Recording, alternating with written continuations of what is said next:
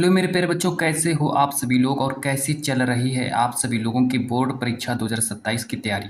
तो देखो, जितने भी बच्चे इस बार 2027 में देने वाले हैं अपना सामाजिक विज्ञान का पेपर, तो भाई आज की क्लास मेरे प्यारे बच्चों पूरी देख लेना, क्योंकि आज हम एक चैप्टर के बारे में बात करने वाले हैं जिस चैप्टर का नाम है यूरोप में राष्ट्रवाद का उदय। और इस चैप्टर नंबर 1 ये हमारा रहने वाला है, चैप्टर नंबर 1 हमारा रहने वाला है। पूरी की पूरी भाई क्लास देख लेना, मैं गारंटी लेता हूँ कि यूरोप में राष्ट्रवाद का उदय चैप्टर से कोई भी अगर प्रश्न आता है तो मेरे प्यारे बच्चों आप लोग उसका आसानी से उत्तर दे दोगे। और मैं यहाँ पर पूरे के पूरे यानी कि हाई लेवल के क्वेश्चनों को मैंने इसमें रखा है, सिर्फ मैंने वही प्रश्नों को रखा है जो सीधा आप लोगों के बोर्ड एग्जाम में आएंगे। यहाँ पर देखो, आज की क्लास में बात करने वाले सारे के सारे महत्वपूर्ण लघु उत्तरी प्रश्न है। यानी कि मेरे प्यारे बच्चों में जो आप लोगों का जो चैप्टर है यूरोप में राष्ट्रवाद का उदय, इस चैप्टर के पूरे लघु उत्तरी प्रश्न आज की क्लास में बताने वाला हूँ। एक भी क्लास को मेरे मेरे बच्चों पूरी की पूरी क्लास देखना और अपने सारे के सारे इस चैप्टर के जितने भी सारे के सारे इम्पोर्टेंट मतलब हाई लेवल के प्रश्न बनते हैं, जितने भी भाई इंपॉर्टेंट क्वेश्चंस बनते हैं, सारे के सारे प्रश्नों को मैं एक ही क्लास में बताने वाला हूँ। चैप्टर है आप लोगों का यूरोप में राष्ट्रवाद का उदय। पूरी क्लास देख लेना मेरे प्यारे बच्चों, दोबारा इस क्लास को देखने की कोई ज़रूरत नहीं है। यूरोप में राष्ट्रवाद का उदय चैप्टर दोबारा पढ़ने की कोई ज़रूरत नहीं है, मात्र एक क्लास में आप लोगों के लघु उत्तरी प्रश्न पढ़ाने जा रहा हूँ मैं। तो चलिए भाई स्टार्ट करते हैं। पूरी की पूरी मेरे प्यारे बच्चों क्लास देख लेना, आप लोगों को एक ही क्लास में सब कुछ बताने वाला हूँ। सबसे पहला मेरा प्रश्न है कि फ्रांस की क्रांति ने यूरोप में राष्ट्रवाद की भावनाओं को कैसे बढ़ावा दिया। देखो, मेरा यूपी बोर्ड परीक्षा में 2021 में आया, 23 में आया, 24 में आया, 25 में आया, 26 में आया। जो प्रश्न एक बार आ चुका होता है मेरे प्यारे बच्चों, जो प्रश्न एक बार आ चुका होता है उसका दोबारा आने का चांस बहुत होता है। 100% कह सकता हूँ कि वो प्रश्न दोबारा जरूर आता है ना। जो प्रश्न एक बार आ चुका होता है वो प्रश्न दोबारा जरूर आता है। यहाँ पर देखो कितनी बार आया है, 1 2 3 4 5, 5 बार आया है। तो इसका इस बार चांस है कि 2027 में भाई ये प्रश्न जरूर आप लोगों को रखा हुआ मिलेगा। तो मेरे प्यारे बच्चों, मैं इसका पूरा आंसर सहित बताऊंगा कि आंसर कैसे लिखना है, और आंसर सहित आप लोग क्या करो, कॉपी पेन लेकर बैठ जाओ और इन सभी के सभी प्रश्नों को नोट कर लो। जितने क्वेश्चंस मैं आज की क्लास में बताऊंगा सबको तैयार कर लेना। प्रश्न नंबर 1 कहता है कि फ्रांस की क्रांति ने यूरोप में राष्ट्रवाद की भावनाओं को कैसे बढ़ावा दिया। तो यहाँ पर डालेंगे उत्तर में लिखेंगे कि फ्रांस की क्रांति ने यूरोप में राष्ट्रवाद की भावनाओं को निम्न तरीकों से बढ़ावा दिया। तो भाई कौन कौन से ऐसे तरीके थे, क्या क्या ऐसे तरीके हैं जिन तरीकों से फ्रांस की क्रांति ने यूरोप में राष्ट्रवाद की भावनाओं को बढ़ा दिया, क्या तरीका था। चलिए भाई बात करते हैं इसका। अब आप लोग उत्तर लिखना स्टार्ट करेंगे। सबसे पहली हेडिंग डालेंगे मेरे प्यारे बच्चों, पहली हेडिंग डालेंगे स्वतंत्रता और समानता का विचार। इसमें लिखेंगे कि 1789 की फ्रांसीसी क्रांति ने स्वतंत्रता, समानता और बंधुत्व के विचारों को जन्म दिया। लोगों को यह समझ आया कि सभी नागरिकों को समान अधिकार मिलने चाहिए। इससे निरंकुश राजतंत्र और विशेषाधिकारों के विरुद्ध भावना मजबूत ही। तो इस इतना आप लोगों को लिखना है। पहली हेडिंग हमको डालनी है ये वाली, और इसमें हमको भाई इतना लिखना पड़ेगा, इतने आप लोग याद कर लो। इतना लिखने के बाद एक भाई आप लोग नोट्स बनाकर सारे के सारे प्रश्नों को नोट कर लो, नोट्स बना लीजिए, एक नोट्स बना लो और उसमें चैप्टर डाल लो यूरोप में राष्ट्रवाद का उदय, लघु उत्तरी प्रश्न, लघु उत्तरी प्रश्न। और जिन जिन बच्चों ने बहुविकल्पी प्रश्न वाली वीडियो नहीं देखी है तो भाई बहुविकल्पी वाली प्रश्नों की वाली भी वीडियो देख लो जा करके, है ना। वहाँ पर मैंने सारे के सारे इंपॉर्टेंट बहुविकल्पी प्रश्न करा दिए हैं। अब यहाँ पर देखो दूसरी हेडिंग डालेंगे सामंती व्यवस्था का अंत। इसमें लिखने स्टार्ट करेंगे कि क्रांतिकारियों ने सामंती व्यवस्था और उससे जुड़े विशेषाधिकारियों को समाप्त करने का प्रयास किया। किसानों और सामान्य नागरिकों को अधिक अधिकार मिले, इससे लोगों में एक समान समाज और राष्ट्र की भावना विकसित हुई। इतना लिखने के बाद फिर हम आगे देखो बात करते हैं। आगे फिर भाई डालेंगे तीसरी हेडिंग डालेंगे यहाँ पर। तीसरी जो मेरी हेडिंग है नागरिकों में राष्ट्रीय भावना, नागरिकों में राष्ट्रीय भावना। इसमें देखो कितना लिखेंगे कि क्रांति के बाद लोगों को राजा की प्रजा के बजाय राष्ट्र के नागरिक के रूप में देखा जाने लगा। पहले क्या होता था कि क्रांति के बाद क्या हुआ करता था कि भाई लोगों को राजा की प्रजा के बजाय, लोगों को राजा की प्रजा के बजाय नहीं देखा जाता था, उनको राष्ट्र के नागरिक के रूप में देखा जाने लगा। एक समान कानून और समान अधिकारों की भावना ने लोगों को एक राष्ट्र के रूप में जोड़ने में मदद की। अब चौथी हेडिंग डालेंगे राष्ट्रीय प्रतीकों का विकास। इसमें लिखेंगे कि फ्रांस में नए राष्ट्रीय प्रतीकों को अपनाया गया, जैसे तिरंगा को अपनाया गया, झंडा को अपनाया गया, राष्ट्रगान को अपनाया गया, राष्ट्रीय सभाओं को भी अपना लिया गया। जैसी संस्थाओं ने लोगों में एकता की भावना पैदा कर दी। इससे राष्ट्र के प्रति लोगों की पहचान मजबूत हो गई। तो यहाँ से क्या हुआ कि भाई लोगों में, राष्ट्र में जो लोग थे उसकी पहचान जो थी, उसकी पहचान मजबूत हो गई, पहचान मजबूत हो गई। अब पाँचवीं हेडिंग यहाँ से डालेंगे हम लोग कि यहाँ से पाँचवीं हेडिंग डालेंगे कि यूरोप के दूसरे देशों पर प्रभाव, यूरोप के दूसरे देशों पर प्रभाव। इसमें लिखना स्टार्ट करेंगे कि फ्रांसीसी क्रांति के विचार फ्रांस की सीमाओं से बाहर भी फैल गए। यूरोप के अनेक क्षेत्रों के लोगों ने स्वतंत्रता और राष्ट्र राज्य की मांग शुरू की। इस प्रकार फ्रांसीसी क्रांति ने यूरोप में राष्ट्रवाद के विकास को महत्वपूर्ण प्रेरणा दी। तो इतना आप लोगों को भाई लिखना है ना। और यहाँ से फिर मेरा अगला प्रश्न स्टार्ट हो जाता है। तो आप लोगों को क्या करना है कि ये जो मेरा पहला प्रश्न जो था मैंने आप लोगों का कंप्लीट करा दिया है। आप लोगों को पहले प्रश्न में 5 हेडिंग ही लिखनी पड़ेंगी, क्योंकि पेपर देने जाओगे भाई 4 नंबर का लघु उत्तरीय प्रश्न पूछा जाएगा। तो 4 नंबर का लघु उत्तरीय प्रश्न पूछा जाएगा तो आप लोगों को कम से कम 5 हेडिंग बना करके उत्तर लिखना पड़ेगा इसका, है ना, याद रखना। चलो बात करते हैं प्रश्न नंबर 2 के बारे में। प्रश्न नंबर 2 यहाँ पर देखो कहता है हमसे, प्रश्न नंबर 2 कहता है कि जर्मनी के एकीकरण में बिस्मार्क की क्या भूमिका थी। देखो कितनी बार आया है, 2019 में आया, 22 में आया, 23 में आया, 24 में आया, 25 में आया। तो इसका उत्तर यहाँ से लिखेंगे कि जर्मनी के एकीकरण में बिस्मार्क की भूमिकाएं निम्नलिखित हैं। क्या क्या भूमिका है? पहली भूमिका है कि प्रसा का नेतृत्व। इसमें लिखेंगे कि ऑटो वन बिस्मार्क प्रसा का प्रधानमंत्री था। जो ऑटो वन बिस्मार्क जो था भाई वो कहाँ का प्रधानमंत्री था? वो प्रसा का प्रधानमंत्री था। उस समय जर्मनी अनेक छोटे छोटे बड़े राज्यों में बटा हुआ था। बिस्मार्क ने प्रसा के नेतृत्व में इन राज्यों को एकजुट करने का मतलब लक्ष्य बना दिया।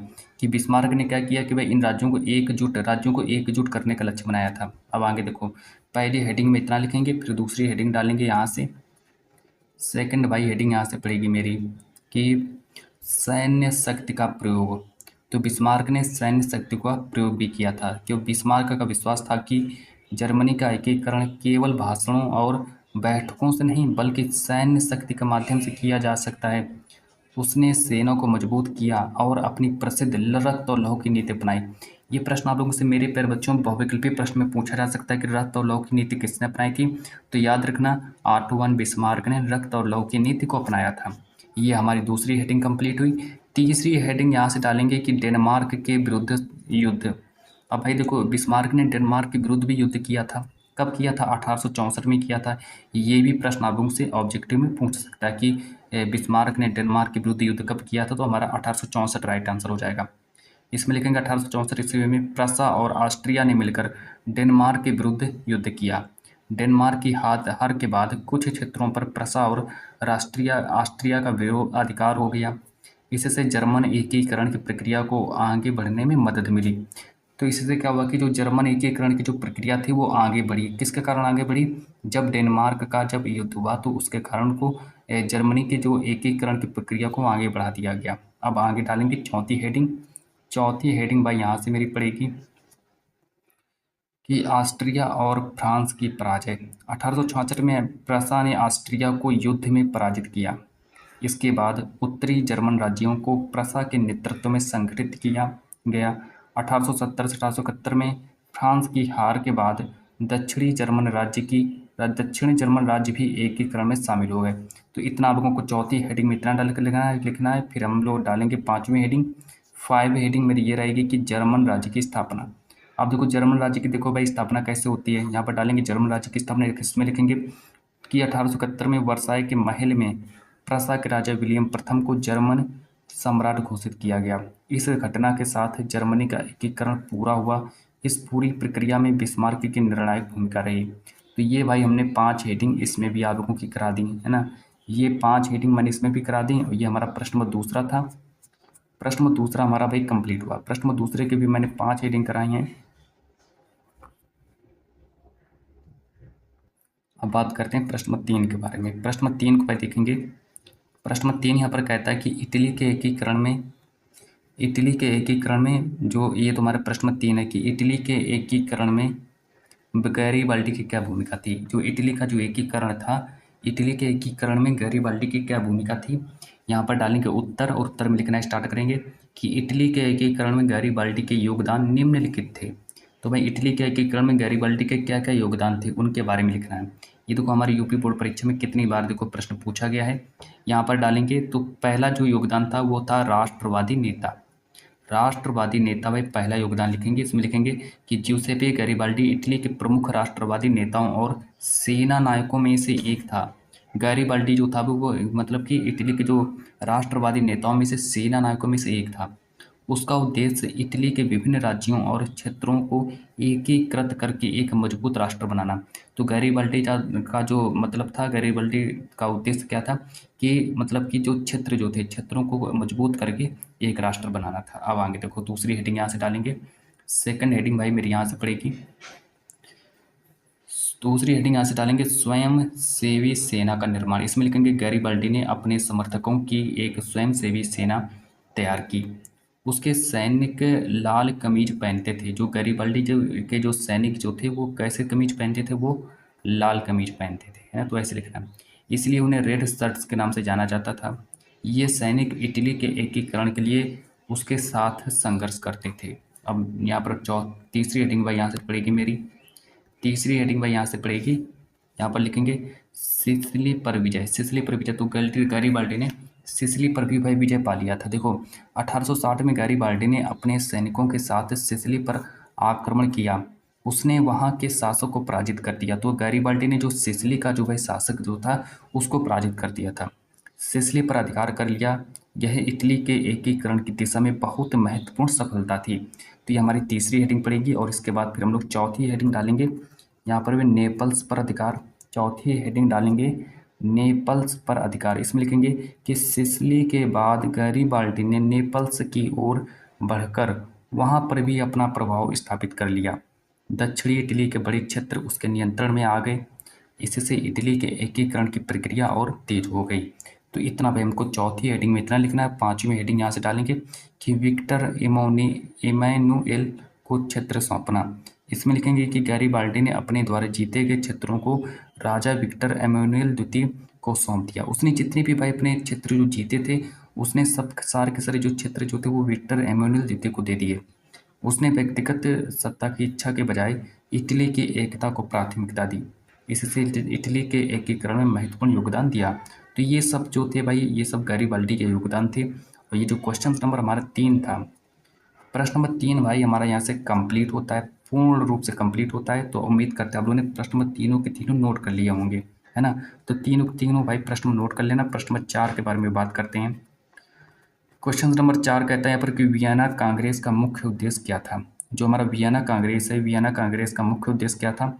इसका उत्तर यहाँ से लिखेंगे कि वियना कांग्रेस के मुख्य उद्देश्य निम्नलिखित हैं। ये हमारा इतनी बार क्वेश्चन यूपी बोर्ड में आ चुका है।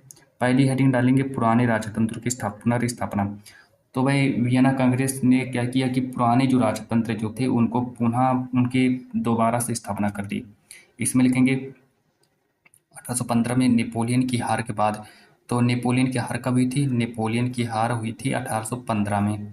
तो भाई 1815 में नेपोलियन की हार के बाद यूरोप के प्रमुख देशों ने वियना में एक सम्मेलन किया। इसका उद्देश्य उन राजवंशों को फिर से सत्ता में लाना था जिन्हें नेपोलियन ने हटा दिया था।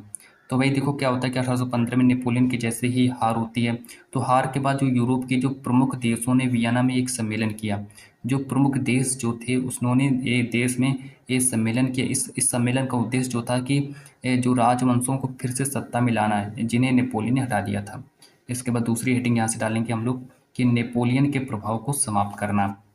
अब यहाँ से देखो हम लोग नेपोलियन के प्रभाव को समाप्त कर रहे हैं कि नेपोलियन के प्रभाव को समाप्त करना है। इसमें लिखेंगे नेपोलियन ने यूरोप के राजनीतिक नक्शे में बहुत परिवर्तन कर दिए थे। वियना कांग्रेस ने उसके द्वारा किए गए परिवर्तनों को समाप्त करने और यूरोप की पुरानी राजनीतिक व्यवस्था को बहाल करने का प्रयास किया। ये हमारी दूसरी हेडिंग रहेगी। तीसरी हेडिंग यहाँ पर डालेंगे शक्ति संतुलन स्थापित करना। शक्ति संतुलन स्थापित करना, इसमें लिखेंगे कांग्रेस का एक प्रमुख उद्देश्य यूरोप में शक्ति संतुलन बनाना था। ऐसा इसलिए किया गया ताकि भविष्य में कोई एक देश इतना शक्तिशाली न बन सके कि वह दूसरी यूरोपीय देशों पर अपना प्रभुत्व स्थापित कर दे। तो वही हमारी तीसरी हेडिंग पड़ेगी। और चौथी हेडिंग हम लोग यहाँ से डालेंगे चौथी हेडिंग हम लोग यहाँ से डालेंगे। यहाँ से देखो चौथी हेडिंग हमारी यहाँ से पड़ेगी रूढ़िवादी व्यवस्था को मजबूत करना। इसमें लिखेंगे वियना कांग्रेस के नेता क्रांति और राष्ट्रवाद के विचारों से चिंतित थे, इसलिए उन्होंने यूरोप में राजतंत्र और रूढ़िवादी व्यवस्था को मजबूत करने की कोशिश कर दी। चौथी हेडिंग के बाद पांचवी हेडिंग यहाँ से पर डालेंगे यूरोप में स्थिरता और शांति। कांग्रेस का उद्देश्य यूरोप में लंबे समय तक शांति और स्थिरता बनाए रखना था। जो कांग्रेस का वह उद्देश्य क्या था कि यूरोप में लंबे समय तक शांति और स्थिरता बनाए रखना था। देशों की सीमाओं में ऐसे परिवर्तन किए गए जिससे राजनीतिक संतुलन बना रहे और एक बड़े युद्ध की संभावना कम हो और युद्ध भाई ना हो, तो इस तरीके का काम पर किया गया। अब चलो ये हमारा भाई कौन सा प्रश्न था, ये हमारा तीसरा प्रश्न था। ये हमारा चौथा प्रश्न था जो हमारा कंप्लीट हुआ। मैंने आप लोगों को पूर्ण रूप से चौथा प्रश्न कंप्लीट करा दिया। चलो आगे देखो बात करते हैं प्रश्न नंबर 5 के बारे में। क्वेश्चन नंबर भाई 5 को देखेंगे हम लोग।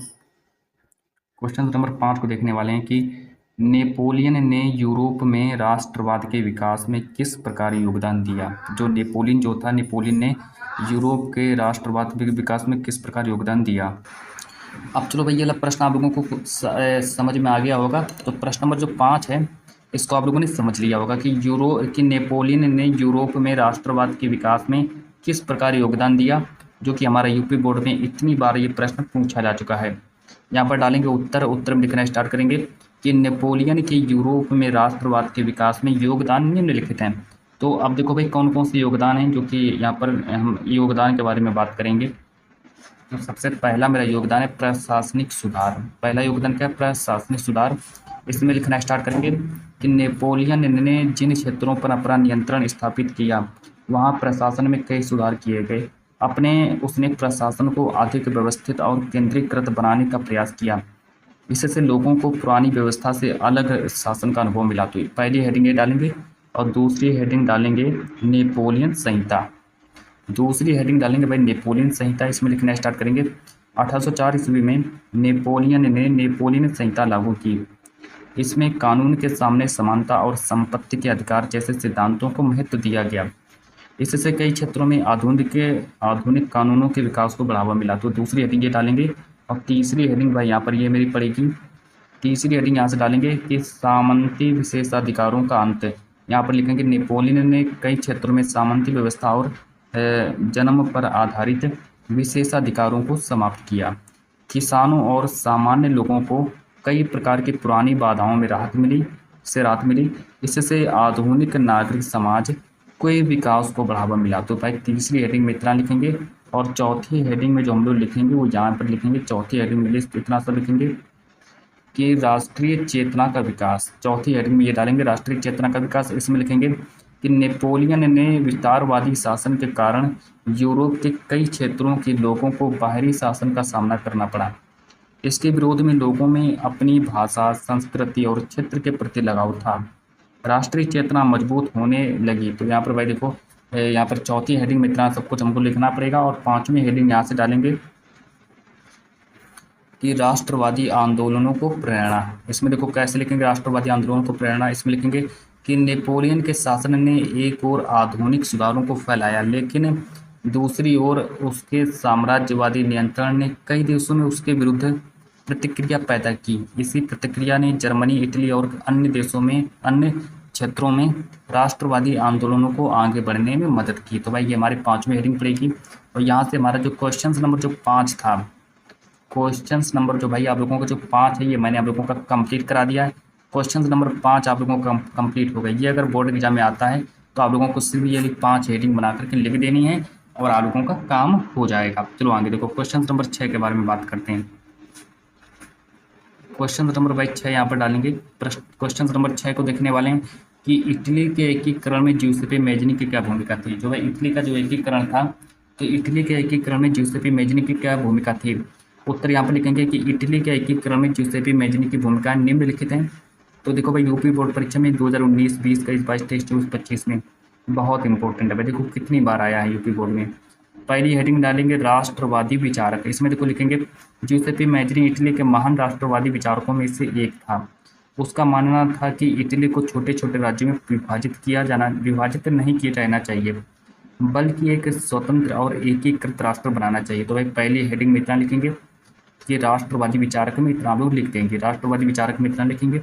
अब फिर दूसरी हेडिंग यहाँ पर पड़ेगी मेरी, दूसरी हेडिंग यहाँ पर पढ़ेंगे यंग इटली की स्थापना। तो मैजनी ने 1831 में यंग इटली नामक संगठन की स्थापना की है। तो ये आप लोगों का ऑब्जेक्टिव में प्रश्न पूछा जा सकता है कि भाई 1831 में मैजनी ने किसकी स्थापना की थी। तो आप लोगों को याद रखना है यंग इटली सोसाइटी की स्थापना की थी। अब आगे देखो यहाँ पर कि मैजनी ने 1831 में यंग इटली नामक संगठन की स्थापना की थी। अब यंग इटली संगठन का उद्देश्य क्या है? इसका उद्देश्य था कि युवाओं को राष्ट्रवादी विचारों से जोड़ना और इटली को एक स्वतंत्र राष्ट्र बनाने के लिए तैयार करना था। तो भाई इतना ये दूसरी हेडिंग पड़ेगी। तीसरी हेडिंग यहाँ पर डालेंगे गणतंत्र की कल्पना, कि मैजनी इटली को एक संयुक्त और लोकतांत्रिक गणराज्य के रूप में देखना चाहता था। वही विदेशी शासन और निरंकुश राजतंत्र का विरोध करता था तथा जनता की भागीदारी को महत्व देता था। तीसरी हेडिंग यहाँ पर डालेंगे। चौथी हेडिंग हमारी फिर यहाँ पड़ेगी, पांचवी हेडिंग यहाँ पर चौथी हेडिंग डालेंगे युवाओं में राष्ट्रवाद। चौथी हेडिंग पड़ेगी कि मैजनी ने अपने लेखों और भाषणों के माध्यम से युवाओं में राष्ट्रीय एकता की भावना पैदा की।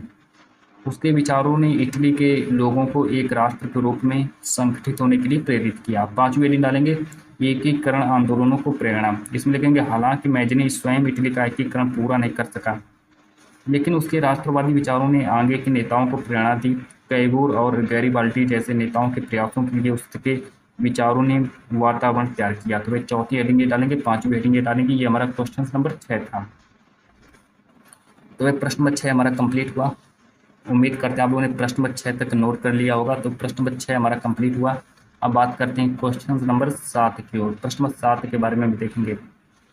प्रश्न नंबर 7 यहाँ पर देखो कहता है कि 1848 की क्रांति का यूरोप पर क्या प्रभाव पड़ा। जो 1848 की जो भाई क्रांति थी उसका यूरोप पर क्या प्रभाव पड़ा, इसमें उत्तर लिखेंगे कि 1848 की क्रांति का यूरोप में निम्नलिखित प्रभाव पड़े। तो यूपी बोर्ड परीक्षा में देखो कितनी बार आया है प्रश्न, है ना। तो इसके यहाँ पर पहली हेडिंग डालेंगे निरंकुश शासन के विरुद्ध आंदोलन। इसमें लिखना स्टार्ट करेंगे 1848 में यूरोप के कई क्षेत्रों में राजतंत्र और निरंकुश शासन के विरुद्ध आंदोलन हुए। जनता राजनीतिक अधिकारों और स्वतंत्रता की मांग करने लगी। जो जनता जो थी भाई वो किसकी मांग करने लगी? अधिकारों और स्वतंत्रता की मांग करने लगी थी। तो पहली हेडिंग डालेंगे निरंकुश शासन के विरुद्ध आंदोलन। दूसरी हेडिंग भाई यहाँ पर मेरी पड़ेगी उदारवाद की भावना मजबूत हुई। उदारवाद की भावना मजबूत हुई, इसमें देखो लिखेंगे इन क्रांतियों में लोगों ने संविधान, स्वतंत्रता और प्रतिनिधि सरकार जैसी मांगें उठाई। इससे यूरोप में उदारवादी विचारों को और अधिक समर्थन मिला। फिर तीसरी हेडिंग डालेंगे राष्ट्रवाद को बढ़ावा। इसमें लिखेंगे 1848 की क्रांतियों में कई क्षेत्रों के लोगों ने राष्ट्रीय एकता और स्वतंत्र राष्ट्र की मांग की। इससे जर्मनी और इटली जैसे क्षेत्रों में राष्ट्रवादी आंदोलन को बल मिला। ये हमारी दूसरी हेडिंग ये रहेगी। तीसरी हेडिंग ये डालेंगे। इसके बाद फिर हमारी चौथी हेडिंग देखो कौन सी पड़ेगी। 4 नंबर पर हेडिंग डालेंगे सामाजिक समस्याएं सामने आईं। इसमें लिखेंगे कि क्रांतियों में मजदूरों और गरीब लोगों की आर्थिक समस्याएं भी सामने आईं। रोजगार, भोजन और बेहतर जीवन की मांगों ने राजनीतिक आंदोलनों को सामाजिक मुद्दों से जोड़ दिया। 5वीं हेडिंग डालेंगे राजतंत्रों पर दबाव। इसमें लिखेंगे हालांकि अनेक क्रांतियां तुरंत सफल नहीं हुई, लेकिन उन्होंने यूरोप के राजतंत्रों को सुधार करने के लिए मजबूत किया। लंबे समय में इन आंदोलनों ने राष्ट्रवाद और लोकतंत्र के विकास में महत्वपूर्ण भूमिका निभाई। तो ये भाई हमारा क्वेश्चन नंबर 7 था जो कि मैंने कंप्लीट करा दिया। प्रश्न नंबर 7 आप लोगों का कंप्लीट हो गया। क्वेश्चन नंबर 7 आप लोगों का कंप्लीट हुआ। उम्मीद करते हैं आप लोगों ने क्वेश्चन नंबर 7 को भी नोट कर लिया होगा। चलो आगे देखो प्रश्न नंबर 8 के बारे में बात करते हैं। प्रश्न नंबर 8 देखेंगे कि जो मेरा बाल्कन क्षेत्र है, बाल्कन क्षेत्र में यूरोप तनाव का प्रमुख कारण क्यों बढ़ा। तो बाल्कन क्षेत्र यूरोप में तनाव का प्रमुख कारण क्यों बन गया। तो यहाँ पर देखो कितनी बार प्रश्न आया है। यहाँ पर लिखेंगे उत्तर में डालेंगे कि बाल्कन क्षेत्र के यूरोप में तनाव के प्रमुख कारण निम्नलिखित थे।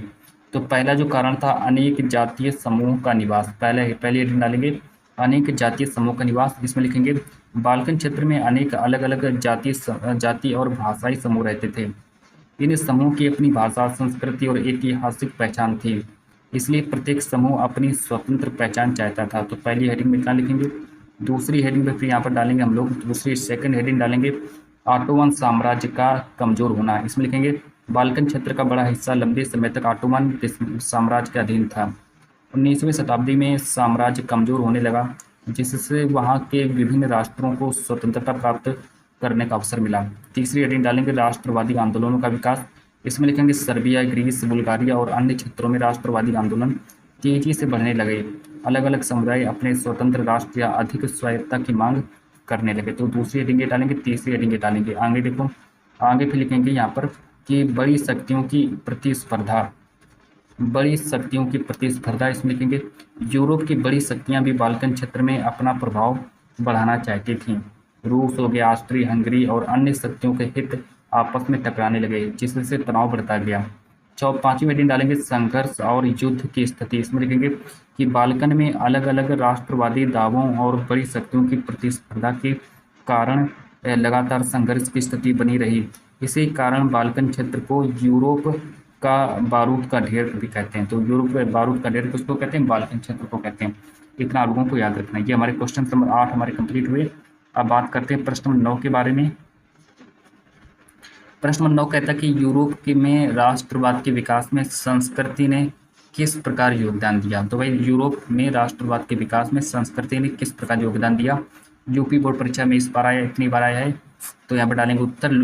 पहली हेडिंग डालेंगे लोक संस्कृति का महत्व। पहली भाई हेडिंग डालेंगे लोक संस्कृति का महत्व। इसमें लिखेंगे कि राष्ट्रवाद के विकास में लोकगीत का लोक कथाएं और लोक परंपराओं ने महत्वपूर्ण भूमिका निभाई। इनके माध्यम से लोगों को अपनी साझा संस्कृति और इतिहास का एहसास हुआ। पहली हेडिंग में इतना लिखेंगे, फिर आगे को बात करते हैं। आगे फिर हम डालेंगे दूसरी हेडिंग की भाषा का विकास। दूसरी हेडिंग भाई यहाँ पर मेरी पड़ेगी भाषा का विकास।